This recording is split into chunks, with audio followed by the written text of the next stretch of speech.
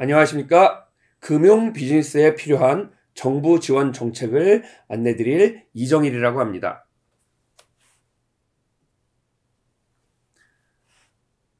우선 간단하게 제 소개를 드리겠습니다. 여기 굉장히 이력들이 많이 있고 제가 쓴 저서도 있는데 이걸 제가 자랑하려고 이렇게 말씀드리는 건 아니고요. 여러분들이 비즈니스를 하시거나 영업을 하시거나 사회에서 이 커뮤니티를 구성하시거나 할 일이 있을 때 여러분들의 그 이력과 스펙을 많이 가지고 계신 게 상대를 설득하고 비즈니스를 진행하는 데 많은 도움이 되실 겁니다. 다만 이제 이렇게 너무 많은 이력들을 소개를 하면 상대가 기억하지 못하기 때문에 저는 여기 지금 소상공인 영역이기 때문에 남대문 벨트쟁이라는 이런 닉네임을 가지고 활동을 하고 있습니다. 제 이름 같은 것도 얘기 안 하고요. 안녕하세요. 남대문 벨트쟁입니다. 라고 하면은 독특하기 때문에 이 클라이언트들이 고객들이 기억을 잘 해주시고 나중에 만나게 되더라도 뇌리에 깊이 박혀있기 때문에 협상이나 대화를 하기가 훨씬 유리합니다. 그래서 특히 여러분들 온라인 활동을 하시게 될 때는 좀 이름으로 이렇게 활동하시는 것도 좋지만 이렇게 아주 특색 있는 닉네임을 가지고 계시면 클라이언트를 만나기가 훨씬 쉬울 수 있습니다. 특히 소상공인을 만나게 될 때는 소상공인들의 눈높이에 맞춰서 이 부담이 가지 않는 이런 그 닉네임이나 별명 같은 걸 가지고 계시면 소상공인하고 접근하기가 굉장히 쉬워집니다. 자, 그러면 본격적으로 금융지원 정책에 대해서 말씀을 드리도록 하겠습니다.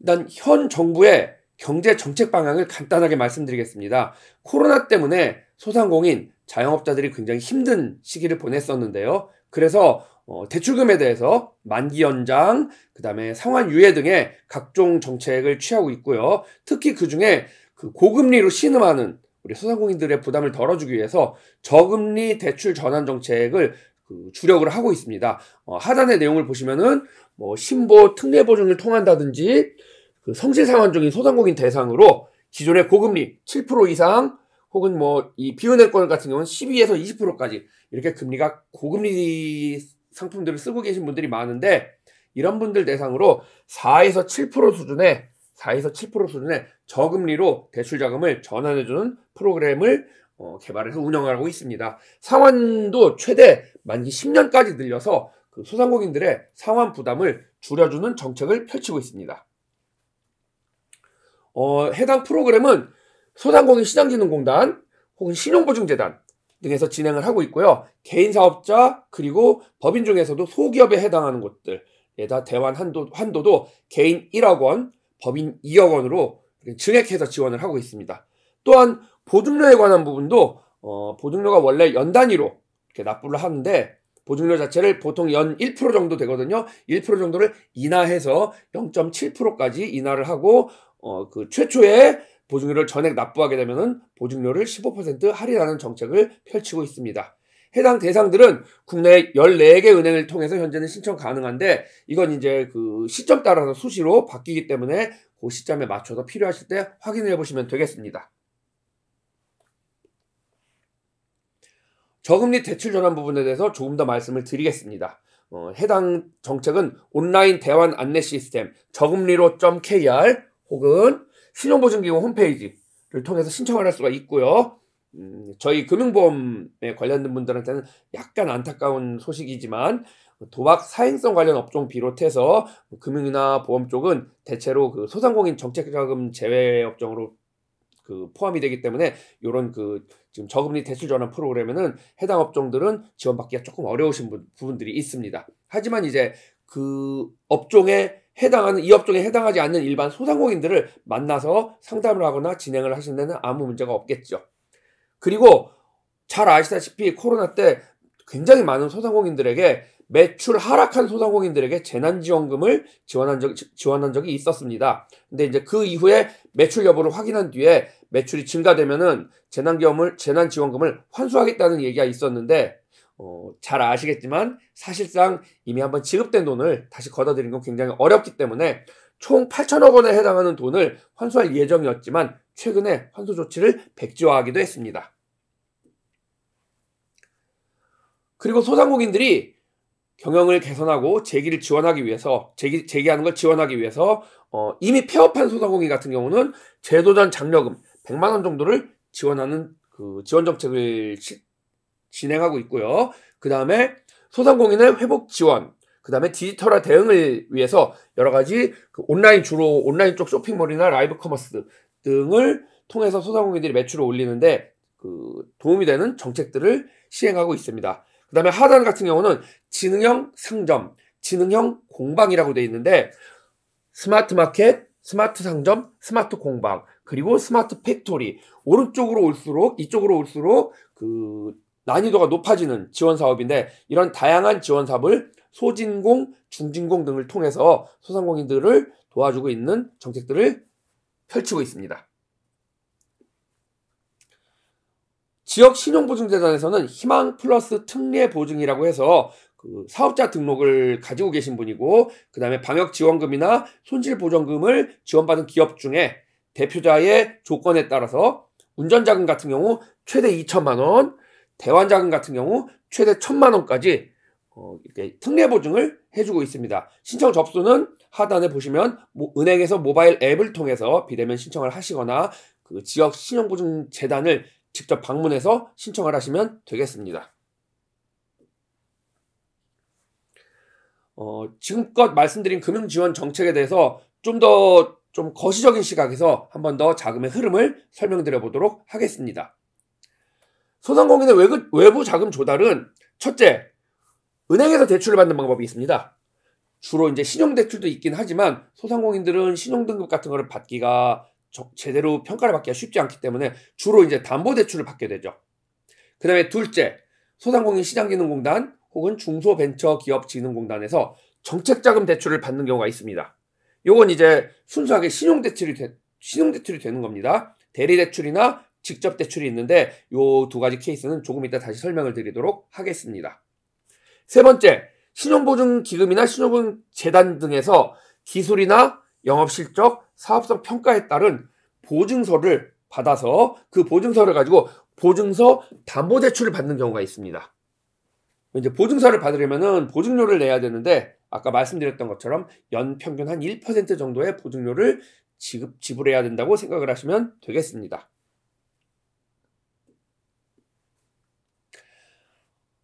그 정책자금을 아주 보기 쉽게 간단하게 도식화를 한번 해봤습니다. 먼저 중앙정부에서 자금이 있고요. 그 다음에 지방자치단체에도 자금이 있습니다. 해당 자금들이 중앙정부 같은 경우는 소진공, 중진공후 이 두 군데로 자금이 내려오게 되고 지방자치단체 같은 경우는 지방자치단체 산하기관, 예를 들면 경기도 같은 경우는 경기신용보증재단 같은 곳이라고 생각하면 되겠습니다. 그래서 지원 대상에 대해서 중앙정부 자금 같은 경우는 직접 대출이 들어오는 경우도 있고 그 다음에 중앙자금의 일부, 그 다음에 지방자치단체의 자금 같은 경우는 은행을 통해서 대리대출이 되는 경우가 있습니다. 그러면서 신용보증기관을 통해서 신용보증이 되는 보증서를 발급받아서 소상공인분들이 자금을 대출받는 이런 절차를 진행할 수 있겠습니다. 좀 더 간단하게 직접대출은 정책자금 공급기관에서 소상공인한테 바로 자금을 쏴주는 거고요. 대리대출은 정책자금기관에서 은행에다가 돈을 배분했고 그 다음에 은행에서 소상공인을 신용평가를 한다든지 담보평가를 해가지고 자금을 지급해주는 그런 케이스가 되겠습니다. 이건 소상공인 시장진흥공단의 정책자금 사이트 OLS, SB즈, ORKR에 매월 이렇게 그 직접대출, 대리대출 접수 안내문이 나오는 겁니다. 이건 이제 매월마다 조건들이 다르기 때문에 참고해 보시라고 이렇게 하나 올렸고요. 이 정책자금 사이트에 들어가 보시면은 직접 확인해 보실 수가 있겠습니다. 간단하게 말씀드렸던 직접대출과 대리대출을 요약을 해보면요. 직접대출은 성장 가능성이 높은 대상들에게 신용등급이 상대적으로 낮더라도 직접적으로 소진공이나 중진공에서 다이렉트로 그 자금을 대출해주기 때문에 처리도 빠르고요. 그렇게 말씀드렸듯이 정부 전문기관에서 관리를 하는 자금입니다. 대리대출 같은 경우는 신용이나 담보를 가지고 대출을 하게 되고요. 신용등급이 상대적으로 높은 대상들로 해서 말씀드렸듯이 은행 같은 곳을 거쳐서 진행을 하기 때문에 시간은 조금 더 걸리고요. 이런 식의 차이가 있겠습니다. 아까 말씀드렸던 OLS, SRKR 이게 소상공인 시장진흥공단의 그 자금 대출에 관련된 사이트인데요. 거기에 해당하는 그 서류의 샘플 예제를 지금 보여드리고 있습니다. 요건 이제 광주신용보증단에서 나온 그 예제를 그냥 저희가 그대로 갖다 인용을 한 거고요. 요거하고 거의 같은 그런 온라인상에 신청을 하거나 같은 신청서를 현장에 가서 이렇게 작성을 해가지고 제출을 하는 거라고 생각을 하시면 되겠습니다. 금방 말씀드린 OLS, SBIZ, ORKR 여러분들 잘 아시겠지만 혹시 한 번 더 설명을 하자면 대리대출 같은 경우는 이렇게 소상공인이 정책자금을 신청하게 되면 소상공인 시장진흥공단 정부 자금을 가지고 집행하는 기관에서는 정책자금을 받을 수 있는지 자격이 있는지만 확인을 합니다. 그래서 정책자금 지원 대상 확인서를 발급하게 됩니다. 이 확인서를 가지고 그 최대 희망 금액을 얼마 지원받고 싶다라는 거를 크게 최대 희망 금액을 써서 제출한 걸 가지고 다시 심사를 해서 보통 이제 깎이는 경우들이 있기 때문에 내가 얼마큼 필요하다는 걸 크게 써가지고 이 확인서를 가지고 신용보증서를 발급받게 됩니다. 그러면 이제 신용보증서를 받게 되면은 말씀드렸듯이 일반적으로 연 1% 정도의 보증료를 내게 되고 그 신용보증서를 가지고 보통 은행이나 이런 기관에 가서 최종적으로 자금을 공급받을 수 있게 되는 겁니다. 자, 이 소상공인 정책자금 사이트, 해당 사이트에 대해서 융자 신청서, 요 이제 예제를 다시 지금 보여드리고 있는데요. 기본적으로 필요한 서류는 사업자 등록증, 주민등록증, 상시근로자 확인 서류, 보통 소상공인 같은 경우는 상시근로자가 없으신 분들이 많으니까 없으면 그냥 매출의 확인 서류, 이런 정도의 기본적인 서류를 가지고 대출 신청을 하면은 자금이 나오게 됩니다. 이렇게 말씀을 드렸지만 소상공인 분들이 이 대출 받는 절차나 혹은 대리대출, 직접대출 이런 거에 대해서 궁금해하시고 어려워하시는 경우가 있습니다. 혹시 이 수업을 들으시는 분들 중에서도 아직 나는 이런 걸 잘 모르겠다 하시는 분들 같은 경우 소상공인 시장진흥공단에서 운영하는 사이트가 있습니다. 유튜브 채널이 있는데 여기에서 소담이라고 하는 채널에 들어가셔서 대출이라고 이 채널 안에 다시 한번 검색을 해보시면은요, 이렇게 직접대출 온라인 신청 안내 영상, 대리대출 온라인 신청 안내 영상이라고 해가지고 그 처리하는 방법에 대해서 자세하게 설명이 나와 있으니까 참고해 보시면 되겠습니다. 이번에 이제 지자체 및 지역 신용보증재단, 지자체 자금이 어떻게 움직이는가에 대해서 간단하게 말씀을 드려보도록 하겠습니다. 요 이제 중앙정부 자금은 아까 말씀드렸고요. 지방자치단체에 있는 그 자금 같은 경우는 지방자치단체 산하집행기관, 말씀드렸듯이 지역 신용보증재단이요. 이런 데를 통해서 지역 신용보증재단을 통해서 그 보증서를 발급받아서 은행에서 보증 대출을 해주게 됩니다. 좀 더 보기 쉽게 간단하게 정리를 해봤습니다. 정부에서 신용보증재단 중앙회, 지자체에서 지역 신용보증재단 이렇게 자금이 오게 되고요. 소기업 소상공인들이 신청을 하면은 보증서를 발급하게 되고요. 그리고서 금융기관에서 그 보증서에 해당하는 만큼의 자금을 대출해주게 되고 나중에 소상공인이 상환을 해주게 됩니다. 나머지 부분은 상환이 제대로 안 됐을 경우에 처리를 하는 방안인데 이런 부분은 생략하고 넘어가도록 하겠습니다. 지역 신용보증재단들은 지역경제의 활성화와 서민의 복리 증진을 위해서 만들어진 그 재단이고요. 각 재단들은 모여가지고 그 신용보증재단 중앙회라는 단체를 설립을 했습니다. 이제 다 비영리 특수법인이고요. 이런 신용보증재단 중앙회에서 각 지역별 신용보증재단을 관리하고 있습니다.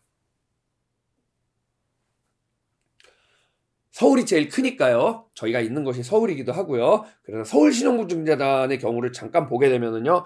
다양한 자금, 정책자금 같은 경우는 소상공인 시장진흥공단이나 이런 곳하고 비슷합니다. 그리고 이제 이거는 다른 시간에 조금 더 자세히 말씀드릴 기회가 있겠고요. 그 금융지원 정책 외에도 단순히 대출, 융자를 해주는 것 외에도 이런 소상공인 서울신용보증재단 같은 경우는 창업 컨설팅, 자영업 클리닉, 다양한 시설 개선 지원 사업, 동행 프로젝트, 고용보험료 지원 등을 통해서 소상공인들에게 크고 작은 자금을 융자를 해주는 경우도 있고 여기 있는 것들은 대체로 융자가 아닌 그 무상 지원이라고 생각하시면 됩니다. 이런 지원금을 제공해 주기도 합니다. 네, 신용보증재단에서 그 상담을 하고 보증을 받는 절차입니다. 이런 몇 가지 서류가 필요하고요. 이제 서류를 가지고 신용조사 현장 확인을 통해서 보증 심사를 하고 최종적으로 보증서를 발급받게 됩니다. 신용보증재단에, 특히 서울신용보증재단의 그 자금은 서울시 자금을 사용하게 됩니다. 서울시가 우리나라에서 제일 큰 곳이니까 자금 규모도 꽤 되는데, 코로나 기간 중에서는 사무 안심금융이라고 해서 무이자, 무보증, 무담보, 무종이 아무것도 없이 그냥 간단하게 신청할 수 있는 이런 서민들을 위한, 소상공인을 위한 정책을 진행을 했었는데, 코로나가 이제 엔데믹이 되면서 그런 정책은 종료됐고요. 정책이 조금 바뀌어서 이렇게 사전 채무 조정이라든지 이런 지원 내용 1억 원까지 3.7% 고정금리로 이렇게 지원하는 것으로 그 안심금리 자금이라는 정책이 새로 생겼습니다. 자, 이번 강의에 거의 지금 끝무렵까지 왔습니다. 나머지 서민금융진흥원과 사회연대은행 정도를 안내드릴 예정인데요. 서민금융진흥원은 제도금융에서 소외된 취약계층, 무슨 얘기냐면 연소득 3,500만 원 이하 혹은 연소득 4,500만 원 이하면서 개인 신용평점 하위 20% 저신용자들을 위해서 그 무담보 신용대출 방식으로 소액의 자금을 제공해주는 그런 기관입니다. 예전에 미소금융재단이라고 불리웠던 바로 그 기관입니다. 이게 서민금융진흥원의 그 메뉴인데요. 굉장히 메뉴가 많죠. 이 메뉴는 여러분들이 홈페이지나 사이트를 들어가서 확인해 보시면 되겠고요. 그리고 이제 실제 그 중요한 거는 정책 자금에 관한 부분, 요 밑에 제가 표로 따로 그림을 그려놨습니다. 창업자금 최대 7천만 원까지, 주로 제일 많이 활용하시는 게 운영자금입니다. 운영자금 최대 2천만 원까지, 그 밖에 이제 시설 개선 자금도 동일하게 2천만 원, 긴급 생계 자금은 1,000만 원. 서민금융진흥원의 특징은 이런 자금들을 대출 받을 때 말씀드렸듯이 비교적 그 신용등급이 낮으신 분들이기 때문에 그 자금을 어떻게 활용해야 되는지, 뭐 대출이 어떻게 되는지 이런 정보에 대해서 좀 더 그 설명이 필요한 경우들이 있습니다. 그래서 보통 서민금융진흥원에 있는 전문 컨설턴트가 같이 자금 대출을 신청을 하면 현장에 나가서 이 자금은 어떻게 활용하시는 게 좋고 관련해서 사업을 어떻게 운영하시는 게 좋다라고 조언을 드리는 컨설팅 프로그램이 대체로 같이 병행됩니다. 사회연대은행은 여러분 많이 들어보신 분들 많이 계시겠지만 그 그라민뱅크라고 해서 유누스 총재라는 분이 그 아주 이 신용등급이 낮고 자립이 어려운 이런 분들에게 무담보로 자금을 대출해줘서 예전에 노벨상을 받으신 적도 있는데요. 그런 이제 사회적 금융이라고 하죠. 한국형 그라민뱅크, 국내 사회적 금융의 대북격에 해당하는 그 금융기관입니다. 여기 크게 적은 거 보이시겠지만 자립준비 청년 창업 지원, 제목 딱 보면 아시겠지만 그 자립이 필요한, 혼자서는 일어나기 어려운 이런 그 사회적 소외계층, 취약계층한테 소액을 지원해줘서 마이크로 크레딧을 지원을 해줘서 이분들이 사회 일원으로 자리 잡고 활동할 수 있도록 이렇게 지원해줍니다. 그 외에도 바로 밑에 사회적 기업, 협동조합, 소셜벤처 이런 이익 추구가 단순한 목적이 아닌 그런 사회적 금융을 필요로 하는 이런 기업들에 대해서 자금을 지원해 주고요. 여러 가지 청년 통합 지원센터 등을 운영하고 있습니다. 말을 많이 하다 보니까 목소리가 좀 갈라지네요.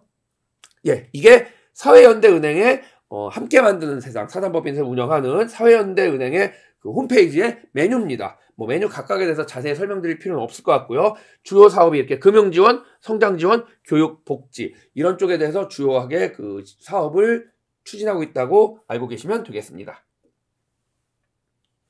자, 이거는 이번 시간에 설명드리진 않을 거고요. 그 다음 시간에 설명드릴 건데 이 외에 정부에서 지원해주는 그 프로그램을 가지고 있는 기관들이 굉장히 많이 있습니다. 대표적인 것들을 우선 추려봤고요. 위에서부터 중요하다고 생각을 하시면 되겠습니다. 아래쪽은 이제 지역별로 이제 기관들의 이름을 좀 적은 것이고, 해당 기관들에 들어가 보시면은 대체로 융자, 대출, 그리고 아까 말씀드린 기타 갚지 않아도 되는 돈들, 뭐 지원 사업, 그 다음에 무슨, 그 상을 받을 수 있는 그래서 상금을 같은 걸 받을 수 있는 요런 프로그램들 이런 것들을 많이 운영하고 있습니다. 기업마당 같은 경우가 여러분들이 그 클라이언트를 만나게 되시거나 혹은 직접 사업체를 운영하는 소상공인 소기업이시거나 할 때 그 정부 지원 사업들에 대한 다양한 정보를 찾아볼 수 있는 곳이 바로 이 기업마당입니다. 비즈인포 GOKR 들어가서 검색을 해보시면 이렇게 여러 가지 소상공인 지원 사업 설명회, 온라인 판로 구축, 교육, 안내 이런 다양한 프로그램들이 언제 어디서 어떻게 진행된다라는 걸 전국의 내용들을 다 확인해 보실 수가 있고요. 그 외에 다양한 이 여러 가지 바우처가 뭔지는 얼추 아실 겁니다. 간단하게 말씀드리자면 사용처가 정해준 쿠폰이 바우처입니다. 그래서 여러 가지 바우처를 정부에서 이렇게 일반인들한테 소상공인들한테 제공을 하고 있는데요. 데이터 바우처, 인공지능 바우처, 크라우드 바우처, 제조혁신 바우처 이런 것들은 기술 바우처라고 해서 소상공인들이나 소기업 중에 좀 기술력이 있고 특허가 있거나 뭐 인공지능 이런 걸 쓸 줄 알거나 이런 그 기업들한테 선정돼서 뽑히면은 적게는 몇백만 원, 크게는 한 5천만 원, 1억이 넘어가는 그 바우처를 제공해서 해당 서비스를 개발하거나 해당 서비스를 유지하게 하는데 도움을 주는 그런 쿠폰이라고 생각하시면 되겠습니다. 또 경영 바우처라고 해서 외화를 벌어들이기 위한 수출하기 위한 그런 업체들에 있어서 이런 여러 가지 수출 조사 일반 컨설팅이라든지 통역, 번역, 국제 운송 이런 여러 가지 그 수출에 필요한 내용들을 지원하기 위해서 지원해주는 중소기업에 지원해주는 바우처도 있고요. 세무회계 같은 경우는 막 갓 창업한 청년 창업자들이 세무사나 회계사를 쓰려면 비용이 많이 들어가니까 그런 쪽에 대해서 비용을 뭐 1,200만 원 정도의 비용까지를 이 바우처를 통해서 세무사에게 그 제출을 하고 세무나 회계 지원을 받을 수 있는 그런 바우처라고 생각하시면 되겠습니다. 시장경영 바우처, 이쪽은 경영 바우처인데요. 시장경영 바우처 같은 경우는 여러분들 잘 아시는 전통시장 혹은 전통시장이 아니더라도 상점가라고 해서 쇼핑센터 같은 데들이 오래된 쇼핑센터 같은 데 있지 않습니까? 이렇게 정부에서 지정해준 등록시장이라고 하는데요. 전통시장이나 상점가 이런 것들에 대해서 상인 조직을 운영하는 데 필요한 상인 회장이 있고 보통 이제 거기를 운영하려면 매니저 보통 그 젊은 여자분이나 이렇게 좀 여자분들이 격리나 회계나 기본 사무 업무 같은 거를 하시게 되는데요. 월급을 드려야 되지 않습니까? 이런 그분들의 월급을 준다든지 이렇게 인력 지원. 요즘 전통시장도 배송을 많이 하는데 배송 인력 같은 걸 지원해주고 혹은 여러 가지 교육이나 행사, 마케팅 이런 것들을 지원을 해주면서 전통시장이나 상점가가 대기업과의 싸움에서 져서 우리 사회 문화적인 환경에서 사라지지 않도록 지원해주는 그런 것이 바로 시장경영 바우처라고 생각하시면 되겠습니다. 그리고 비대면 바우처는 2023년 지금도 진행하고 있고 아마 원래 종료되기로 했다가 내년에도 진행을 할 걸로 지금 추정이 되고 있는데 코로나 시즌에 그 만날 수가 없으니까 비대면 상태에서 재택근무를 하면서 필요한 여러 가지 그 서비스를 정부에서 기업당 400만 원까지 지원해주던 그런 서비스였습니다. 이런 여러 가지 바우처가 있고요. 중요한 거는 대부분의 바우처는 국가에서 그냥 공짜로 주는 건 아니고요. 자부담금이 존재합니다. 10%에서 30% 정도 존재하고 대체로 부가세는 별도로 또 내야 되고요. 그리고 이제 그냥 나눠주는 게 아니라 여러 가지 이제 사업 계획서를 쓴다든지 지원 사업에 대한 내용을 써서 엄밀한 심사를 통해서 선정이 된 그런 기업이나 소상공인들에게 발급이 되었습니다. 사회복지에 관한 부분은 자세히 설명드리지 않고 넘어가겠습니다. 노인돌봄 서비스, 장애인 지원 사업, 지역 자유랑 사회 서비스 추진 사업, 문화 누리 복지 카드 같은 것들이 있는데 이건 이제 정말 그냥 개개인들이 사용하는 데 필요한 거고 금융 쪽, 보험 쪽, 비즈니스에 관해서는 조금 연관관계가 떨어지기 때문에 참고로만 알아두시면 되겠습니다. 이게 이제 고용노동부에서 설명을 하는 이 한 페이지로 예쁘게 그림을 그려놓은 이 자료인데요. 한번 읽어보시면 되겠고요. 제가 여지껏 말씀드린 것 외에도 자세한 내용들이 또 있습니다. 그리고 마지막으로 국민 내일 배움 카드라고 여러분 많이 들어보셨을 거예요. 이거는 거의 대한민국 대부분의 국민들 돈 많이 받으시는 그 대기업에 다니는 연봉이 센 직장인분들 이런 분들을 제외하고는 대부분의 분들이 지원받으실 수 있는데 이게 뭐냐면요. 1인당 300에서 500만 원까지 이 카드를 지원을 받아서 그 돈으로 누구나 직업 능력 개발 훈련을 실시할 수 있는 겁니다. 여러분들 그 외식 외식조리사, 한식조리사, 일식조리사 이런 걸 교육을 받고 싶다 그러면 한 3개월씩 이렇게 학원을 다니면서 요리를 해야 되는데 재료비가 많이 들기 때문에 직접 배우시려면 금액이 만만치 않게 들거든요. 그런데 이 국민내일 배움카드를 받아서 이게 적용할 수도 있는 회사를 간다고 하면은 그러면은 이제 그런 곳에서는 굉장히 저렴하게 이 내일배움 내일배움 카드의 비용을 쓰기 때문에 저렴하게 그렇게 좀 교육을 받을 수 있는 그 국가에서 지원하는 정책이 되겠습니다. 네, 그럼 여기까지로 해서 그 금융지원 정책에 대한 안내를 마치도록 하겠습니다. 감사합니다.